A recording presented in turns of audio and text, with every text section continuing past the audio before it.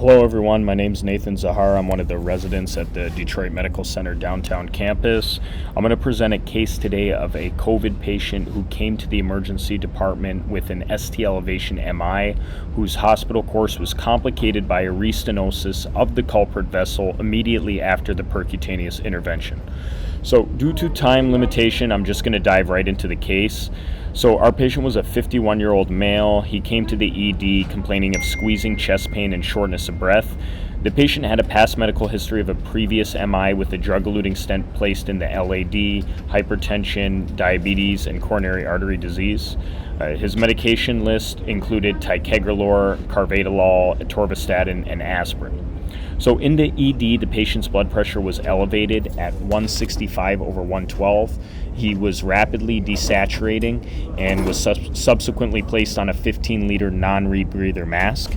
On physical exam, the patient was anxious. He had an increased work of breathing, and on auscultation, there were crackles heard in the bases bilaterally. So a chest x-ray was obtained. It confirmed pulmonary vascular congestion, and the initial EKG result revealed ST elevations in leads 3, AVF, V5, and V6, as well as some reciprocal depressions in lead AVL, as you can see in figure 1 here. So a bedside echo was obtained after, and it showed an ejection fraction of less than 40%. A troponin was drawn and came back at 175. So at that time, ACS protocol was rapidly initiated. The patient received a COVID swab prior to going to the cath lab. Back then, we did not have the in-house testing for COVID, so the result did take around 3 to 4 days to come back. So prior to the cath, the patient received a bolus of heparin, which was dosed according to the ACC, or American College of Cardiology guidelines, and his activated clotting time, or ACT, was checked and came back at 300 seconds.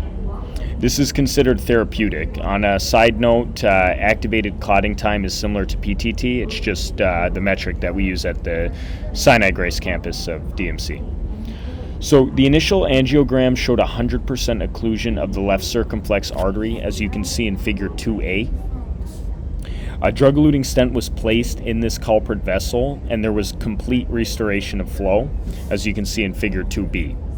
However, after the guide wire was removed, the final angiogram showed 100% acute rethrombosis of the same vessel, demonstrated in figure 2C here.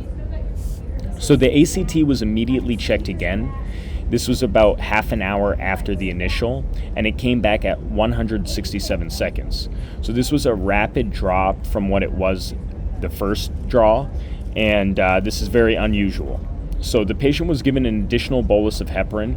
The vessel was angioplastied again, but despite these efforts, his condition continued to deteriorate, and ACLS protocol was initiated.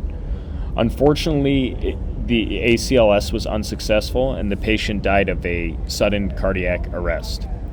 So this was a very unfortunate case, and it really should urge institutions and independent researchers to produce larger studies pertaining specifically to COVID and heparin resistance to really determine if it's necessary to possibly change the current guidelines of anticoagulation therapy during this pandemic for patients who test positive with the virus. Not only with ACS, but also with DVTs, pulmonary embolisms, and other manifestations of hypercoagulability. So thank you all for your time. I hope you enjoyed the presentation. Take care.